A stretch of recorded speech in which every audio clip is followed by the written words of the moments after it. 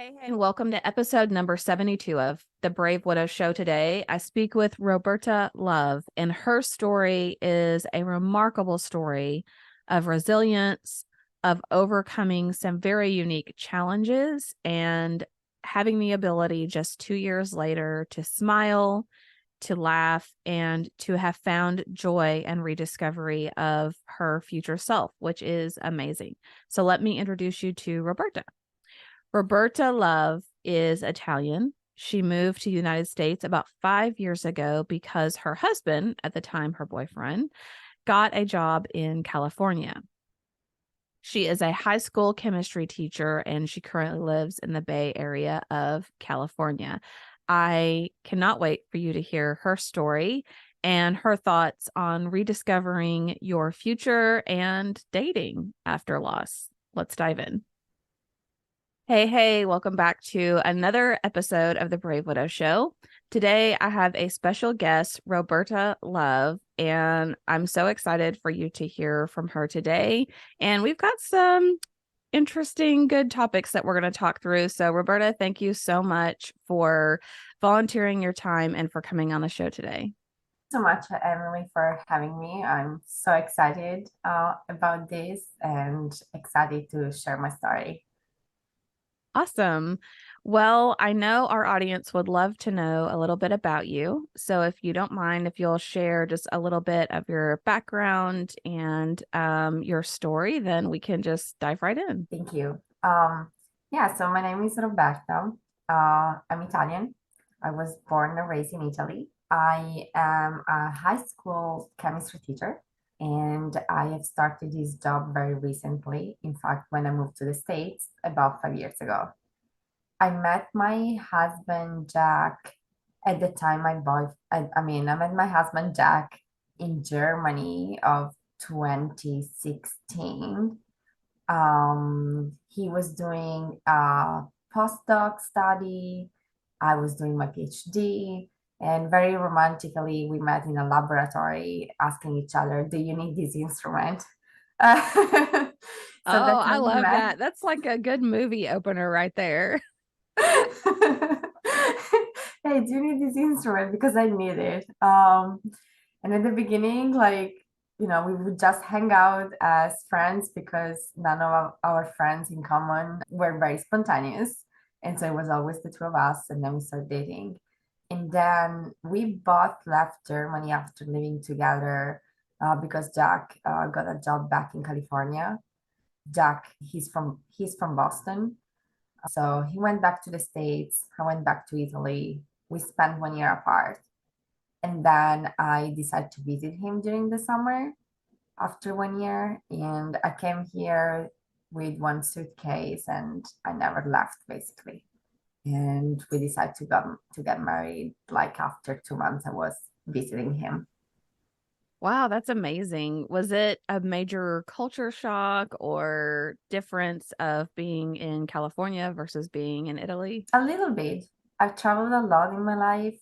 I didn't feel too much of a cultural difference with Jack. I think Jack was a little bit of like in the middle between American culture and European culture. And I think that's because also he has traveled a lot in his life. So it was a little bit of a cultural difference. I definitely didn't understand why people would go around like with huge coffee mug or tea mug the whole time. Which now I do and I love it.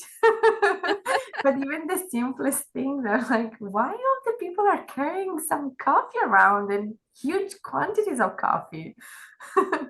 I know. I went to England for the first time just maybe a year ago. Maybe it's been almost 2 years ago now. And just not knowing any better, I just walked up and asked for coffee and they're like, "Well, yeah, but what kind?" I'm like, "I don't, just like coffee." They're like, "No, we don't just have coffee. You have," and so I figured out how to order an Americano, but it was definitely a big difference where you get the weird Yeah. looks of you just want coffee. What does that mean? Yeah. But yeah, so you guys met uber romantically by being like, "Hey, do you need this instrument?" in a laboratory, which is amazing. And it feels like one of those things that was just meant to be, where you came to California and you visited him and really just ended up staying with him from then moving forward. Was it very challenging just adjusting your life, or you felt like everything just kind of seamlessly fell into place? It was a little bit challenging, but honestly, with Jack's support, nothing seemed impossible. Like, I didn't want to leave after spending 1 year apart, and like, we realized how much we loved each other. And so we got married, and I knew I had his stability and his support no matter what. And I'm also pretty determined. So I tried to find resources for myself, especially the first year I was here because I couldn't legally work. I was waiting for my work visa. And so I found a ton of volunteer activities to do, which gave me insight on what I wanted to do with my life, which was becoming a teacher. So it was challenging, but yeah, with Jack's support, it felt relatively easy. And I never felt I cannot do this.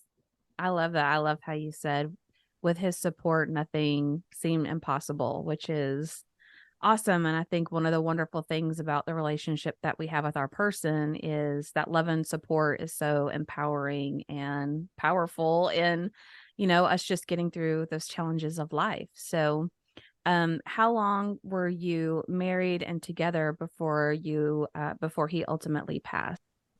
We worked together for about 5 years, and he passed away 1 month short of our third year anniversary.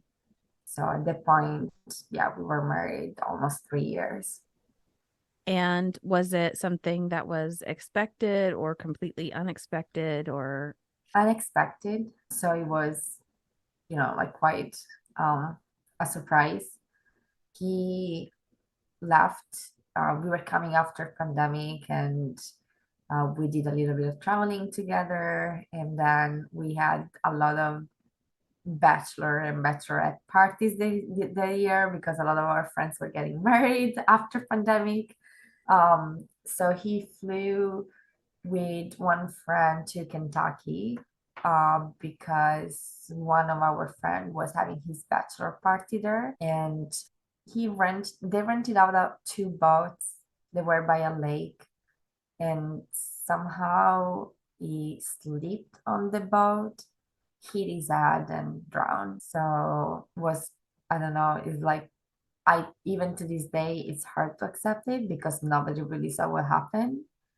And so, yeah, I got the phone call, and then in my head, it was like, okay, there is still hope. Maybe they'll find him. But in reality, I knew he was just dead. And they ended up finding his body after a couple of hours. I got the phone call. that had to be a very just I can't even imagine how difficult of a situation that is because he was in another state when that happened, right? So Yeah, you probably felt very helpless, like you can't go help look for him. Should you go? Should you stay? That must have been a very just helpless time that you went through. yeah. And then, like, the fact that afterwards I realized, okay, the only time I'm going to see him and the last time is going to be at his funeral. So that was also pretty hard to accept. So being, in California and not having a lot of your family that's here, did you have a lot of good familial support from his side or some friends that surrounded you during that time? I I had a good support system, luckily. Obviously, my sister, although she was in Italy, where she lives, she would call me every day.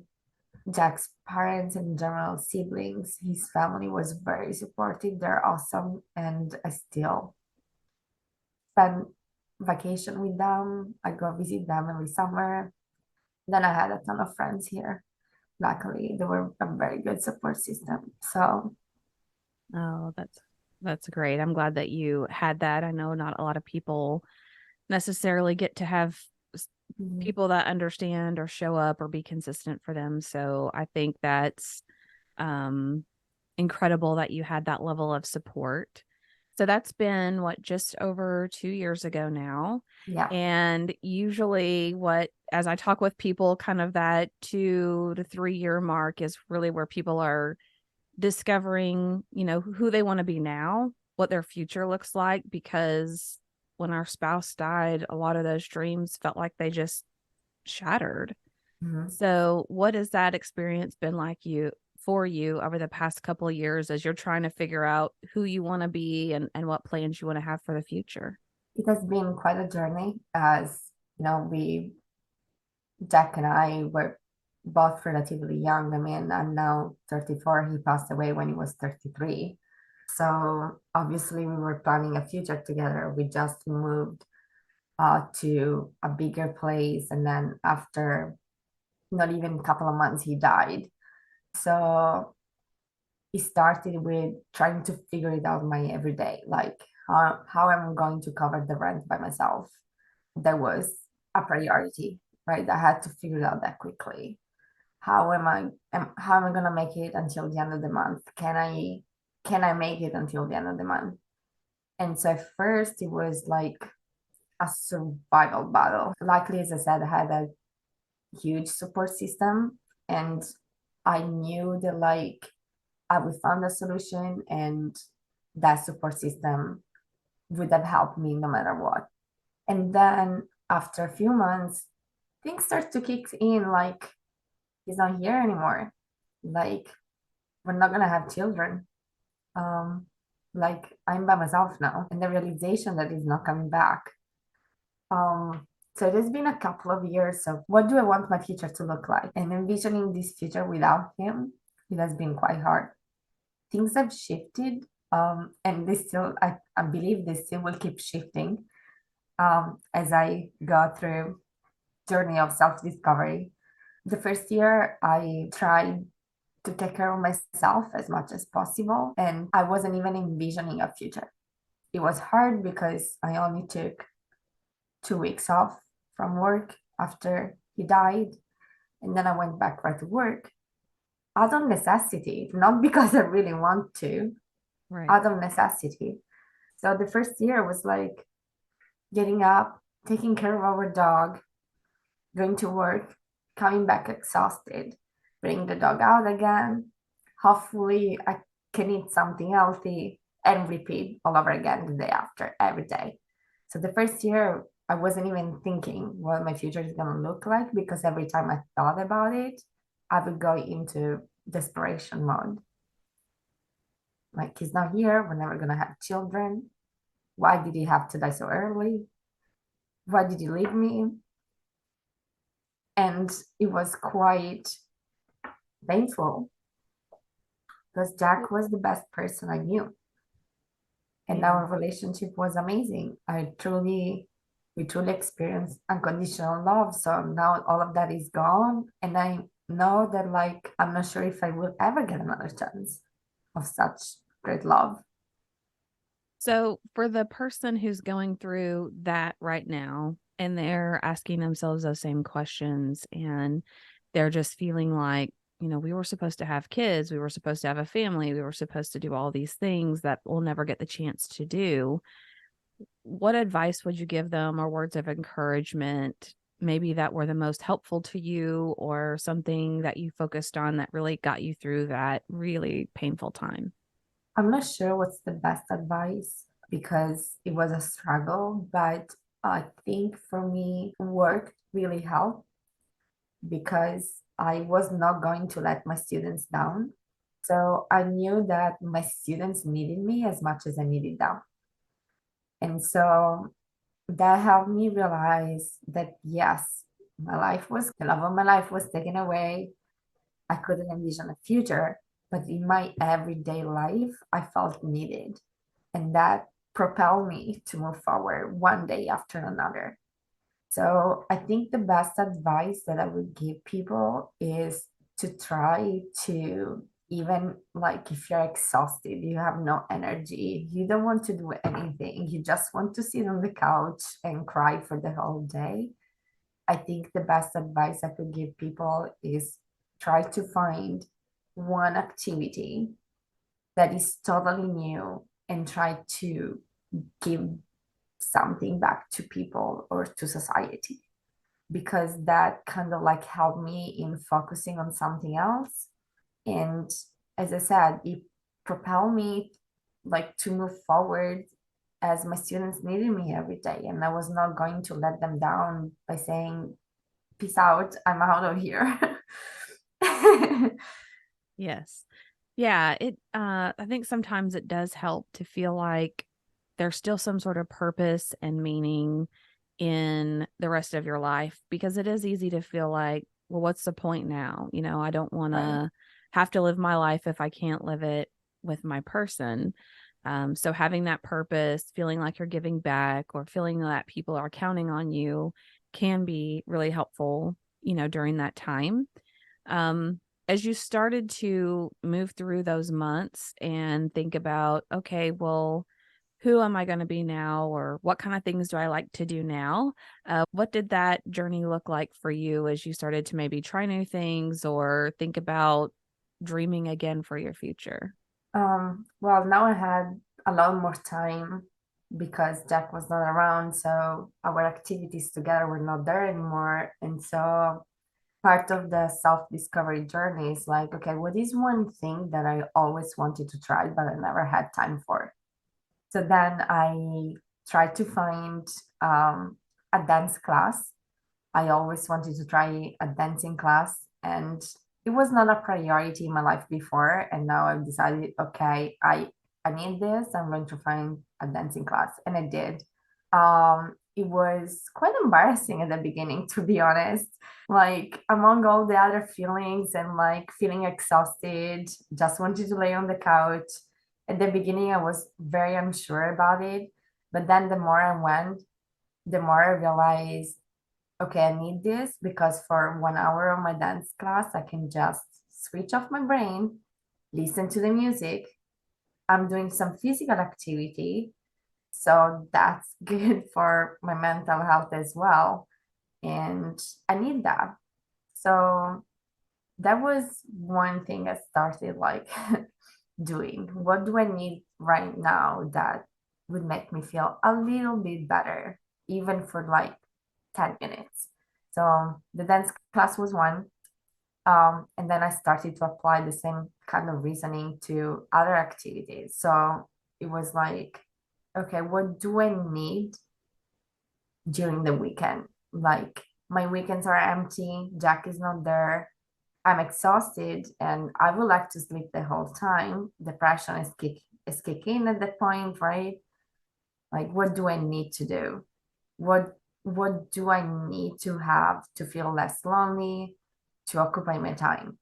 And sometimes the easiest thing was going on date. It was hard sometimes to see my friends because I knew that with them I couldn't hide anything. And sometimes I needed a break from my mind. I needed a break from thinking of Jack and the loss. And so sometimes it was easier to go on dates and talk to a stranger and pretend that everything was fine. Hmm. So as you were going out on dates, and I love the fact that you took a dancing class and that helped, take your not take your mind off of things, but it helped you to focus your thoughts on something else and be able to just have your mind focused on that moment. So as you were starting to date and talk to people and like you said, almost have a sense of normalcy, like my life is not defined by the fact that I'm widowed. Were you thinking about dating like just for companionship or friendship more so than trying to find a new relationship, or how are you viewing it early on? Um, it was just for companionship. Like the loneliness at the point was so deep. And I was craving the hug, the physical touch, the attention, and it was easier to look for those things in somebody that wasn't my friend, you know. Because obviously my friend would also hug me, but it didn't feel the same. So I was just going out for companionship, trying to switch off my brain for 2 hours, 1 hour, and try to get to know the other person. Uh, and that was like a good distraction in a way. Right. Um, So, what were some things that you enjoyed about your dating experience? And what are some things that maybe were less enjoyable or that you, you wish you could have avoided? I would say, well, we went through different stages. Some good things is like definitely seeing new places. I've always been like, I get bored pretty easily, so I need to do different things in my life and going out and seeing new places. That definitely was like a good motivation factor, which like kind of give me a break from my mind. It's like, oh, this is a beautiful spot. I've never been here.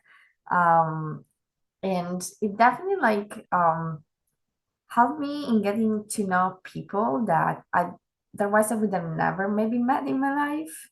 And actually with a couple of people that I start dating, now we are very close friends. And that has been so awesome because they were friends after Jack died, and so they kind of like got to know me as already a widow, and I didn't feel the need to justify my behavior, my erratic behavior. I didn't feel the need to justify my moodiness. And so it was actually easier to see them than my regular friends at times because they already got to know me like that. And I could just, I was just feeling I could be myself 100% without people feeling like pity for me or not understanding why I was feeling that way. They instead understood and they supported me. And so, with a couple of those people now, we have a good friendship, which is awesome. Yeah, that's great. So, it's almost like as you were meeting these new people and becoming friends with them, that, they just knew you as you were now, not the person that you were before. So there wasn't like this overshadowing of, oh, you used to do this and you used to be so Yeah. happy. And, now everything's so different. Like all they knew was the person that you were today. And that probably did feel very freeing. Yeah, exactly. And also the validation, one other positive aspect is the validation that like everybody has things from the past. And I remember this one guy I went out with early on. He told me like, oh, you just lost your husband. It was like maybe 6 months after, 7 months after. Oh, you just lost your husband. I'm sorry, like I cannot date you. You have too much baggage. And I'm looking at him and it's like, oh, so you don't have any baggage? Like you're 35. If you don't have any baggage, where have you been living? Like in a vacuum? Like everybody has baggage. Um, so that was like kind of like beside that one guy, I was positive, like I was surprised by the fact that like everybody has their own experiences. Some are more traumatic, some are less traumatic. But like in that, I felt less lonely. Like, okay, I'm not the only one struggling. There are many more people that are struggling as much as me, more than me, less than me, but we're all struggling. So that felt less lonely. Yeah. Yeah, I totally agree. When you're, dating and you're in your 30s and 40s, I mean, I've seen a lot of people in their 40s that have never been married or, they've been divorced 3 or 4 times. And I think everybody has, like you said, their own emotional baggage or even small traumas or things that they've been through where it's like, if you're living life, you're going to have some major challenges and things that come your way.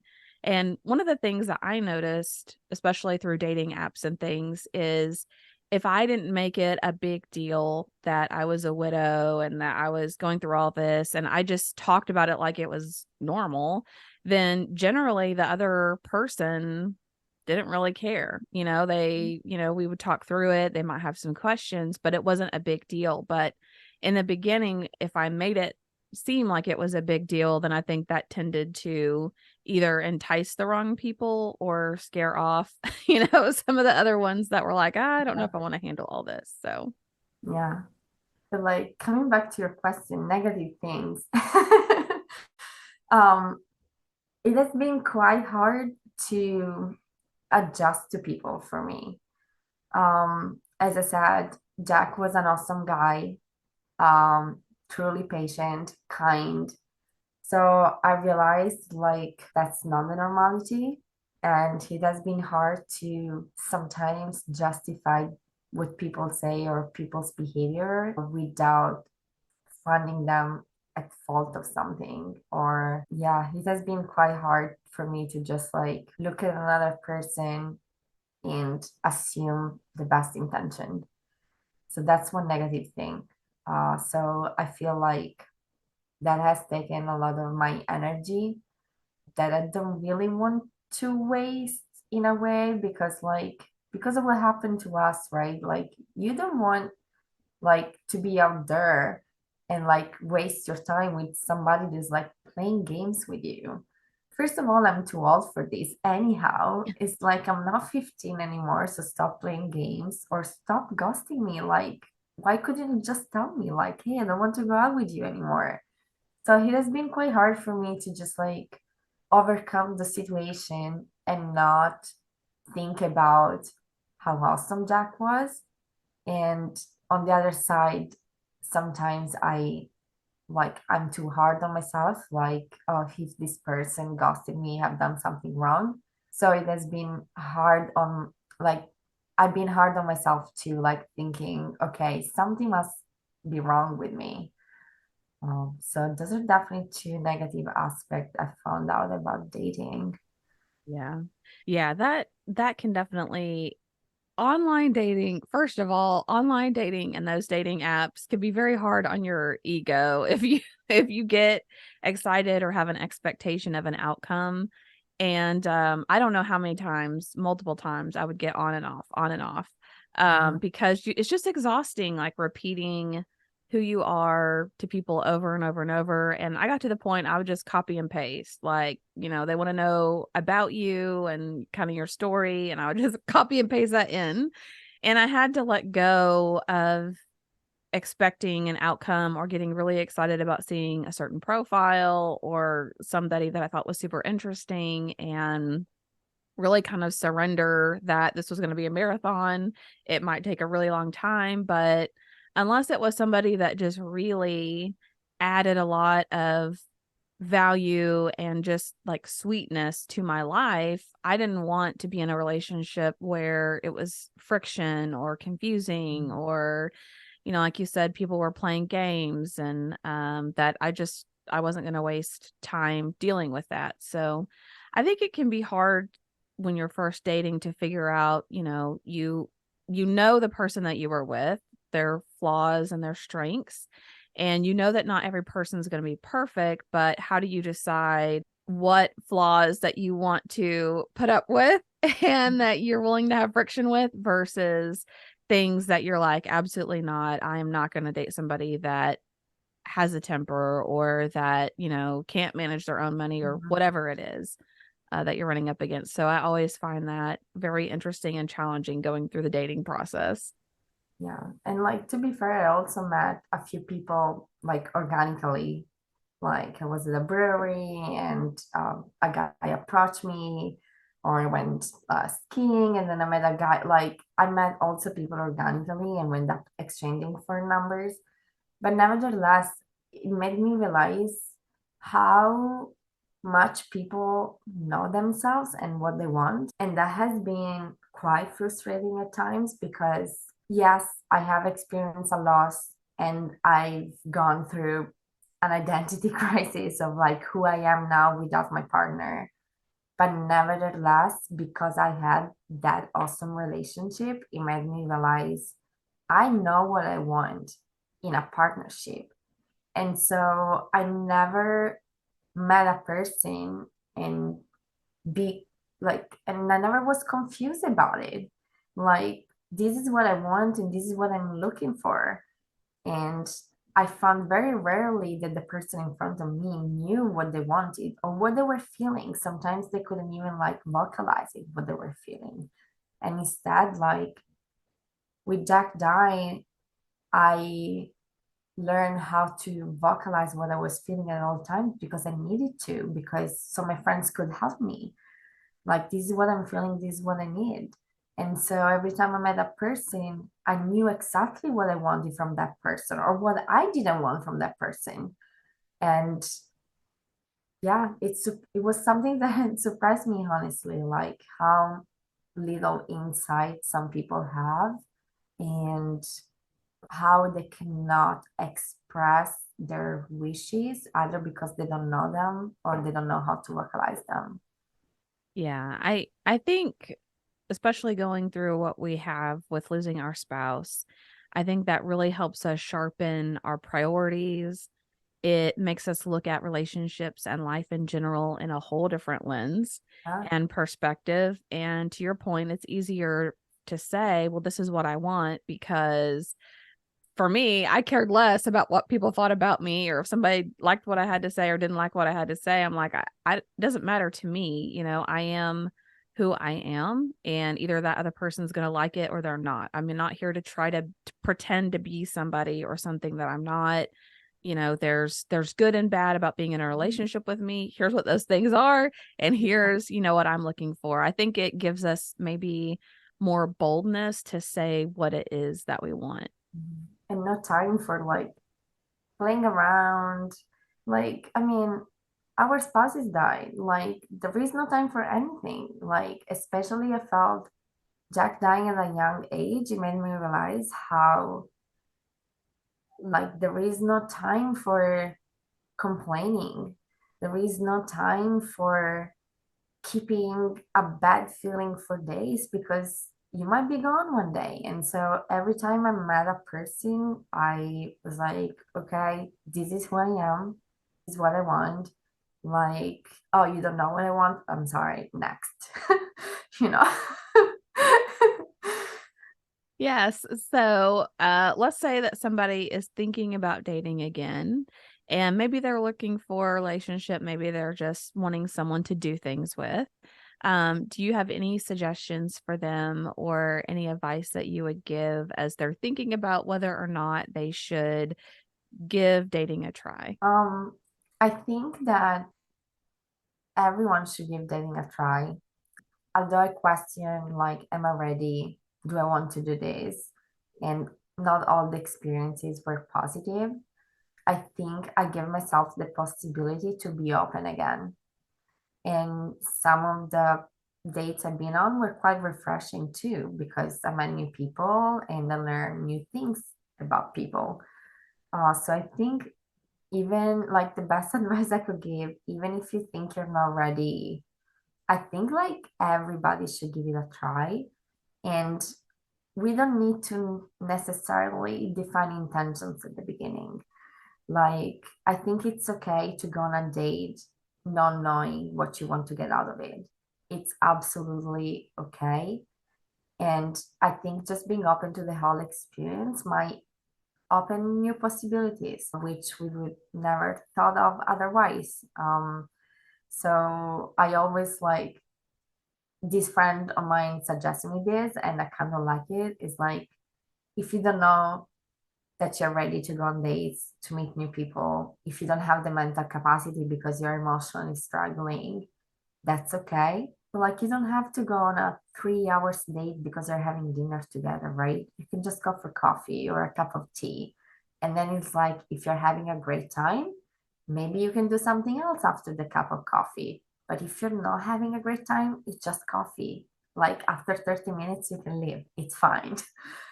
And so with that logic, I kind of forced myself to go out. And even the act itself of like dressing up a little bit nicer than, when I go to work and I deal with students, like it was, it pushes me to get out of bed and kind of like look less, look like, I wouldn't say ugly, but like it made me feel nicer to just like put on a nice shirt and a little bit of makeup. So overall, I think it's a reminder of like who we are without our spouses. We are still our own human being and we deserve other chances, whether that chance is going for a 1 hour date and realize I'm not ready for this, or like going for a 1 hour date and realize, oh my gosh, I'm having a great time. So I think be open to the possibility that like we deserve other chances, whether like whatever those chances are. Yeah. Yeah, I totally agree. And just the act of getting dressed up and looking a little nicer. Even there for a while, I was taking myself on dates and going out to eat and going to the Yeah. symphony or the bookstore or whatever. And it just felt nice to think of it as time for myself, that I was doing things I was going to enjoy.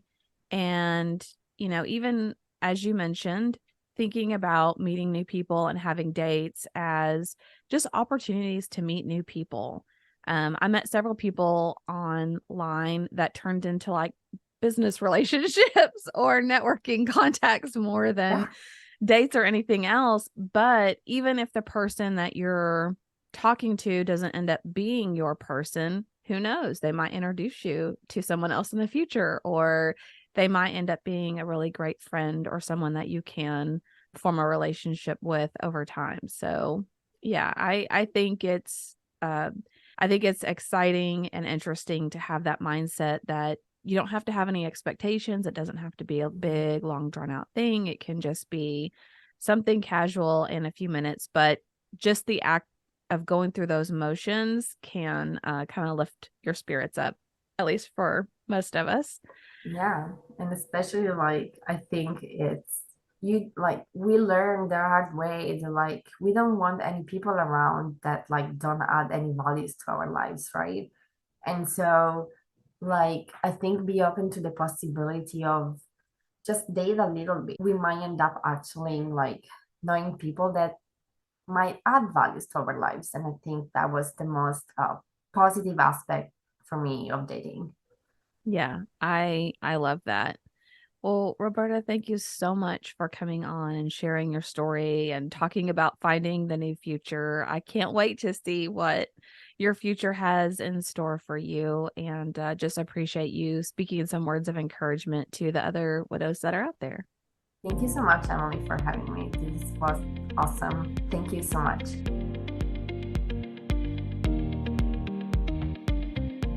Hey guys, thank you so much for listening to the Brave Widow podcast. I would love to help you take your next step, whether that's healing your heart, finding hope, or achieving your dreams for the future. Do you need a safe space to connect with other like-minded widows? Do you wish you had how-tos for getting through the next steps in your journey, organizing your life, or moving through grief? What about live calls where you get answers to your burning questions? The Brave Widow membership community is just what you need. Inside, you'll find courses to help guide you, a community of other widows to connect with, live coaching and Q&A calls, and small group coaching where you can work on what matters most to you. Learn how to heal your heart, find hope, reclaim joy, and dream again for the future. It is possible. Head on over to bravewidow.com to learn more.